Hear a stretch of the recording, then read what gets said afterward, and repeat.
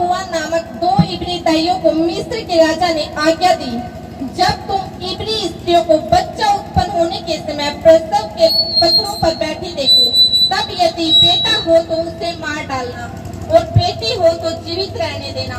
परंतु वे दाइयाँ परमेश्वर का वह मानती थी, इसलिए मिस्र के राजा की आज्ञा न मानकर लड़कों को भी जीवित छोड़ देती थी। तब मिस्र के राजा ने उनको बुलवाकर पूछा, तुम जो लड़कों को जीवित छोड़ देती हो तो ऐसा क्यों करती हो? दाइयों ने फिरौन को उत्तर दिया, इब्री स्त्रियां मिस्री स्त्रियों के समान नहीं है। वे ऐसी फुर्तीली है कि दाइयों के पहुंचने से पहले ही उनको बच्चा उत्पन्न हो जाता है। इसलिए परमेश्वर ने दाइयों के साथ भलाई की और वे लोग पढ़कर बहुत सामर्थी हो गए, इसलिए कि दाइया परमेश्वर का वह मानती थी। उसने उनके घर बसाए।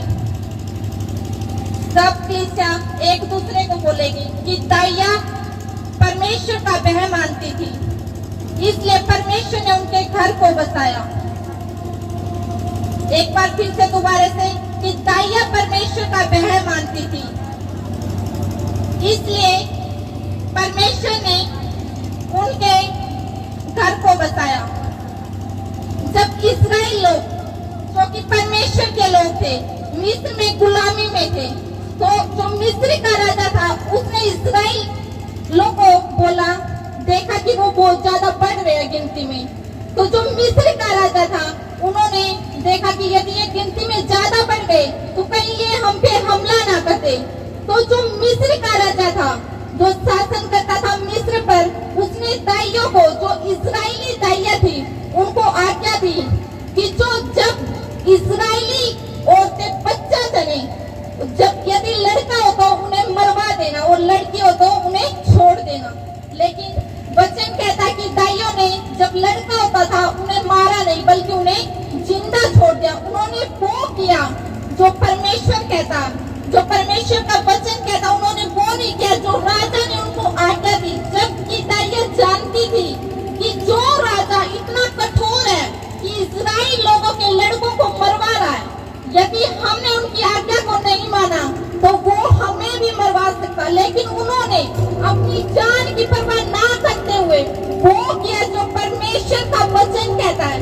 इसलिए कलीसिया जब आप वो करते हो जो परमेश्वर कहता है, जो उसका वचन कहता है, यदि वचन कहता है कि हमें किसी की वस्तु का, किसी की पत्नी का, किसी के घर का लालच नहीं करना, यदि हम नहीं करते तो परमेश्वर हमें वो आशीष देता जो परमेश्वर के वचन में लिखा है। यदि परमेश्वर ने कहा कि संडे को चर्च में आना है, संडे मीन्स चर्च, यदि आप चर्च में होते परवाह नहीं करते कि आपकी फैमिली क्या कहती है, आपके पड़ोसी क्या कहते, आपका भाई क्या कहता, वो आपको रोकता कि चर्च नहीं जाना, आप ये ना सुनते हुए आप वो करते जो परमेश्वर कहता, जो परमेश्वर का वचन कहता, और आप चर्च में मौजूद होते हो तो परमेश्वर आपको ब्लेस करता। जैसे दाइयों को उन्होंने परवाह नहीं की कि राजा ने आज्ञा दी है वो मरवा देगा, उन्होंने वो किया जो परमेश्वर का वचन कहता।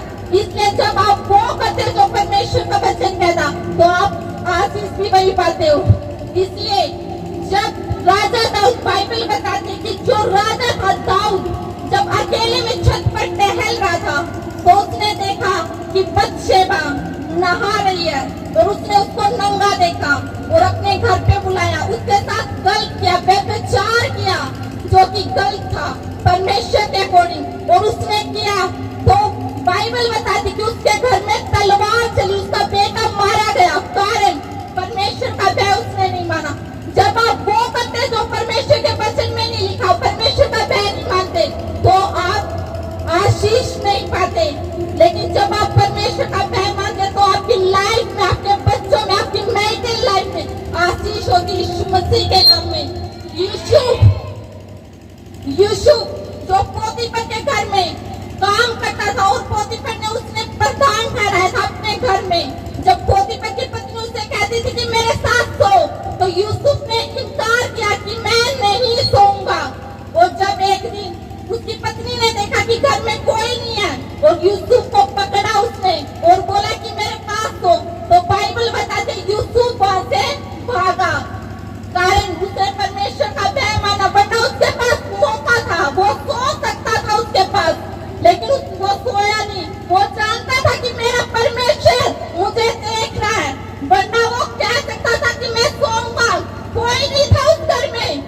उसने परमेश्वर का भय माना और वो वहां से भागा। तो आप जानते हो कि यूसुफ ने अपने घर को, अपने भाइयों को, अपने पिता को जब अकाल पड़ा उसने खिलाया और वो मिस्र का राजा बना। क्यों बाइबल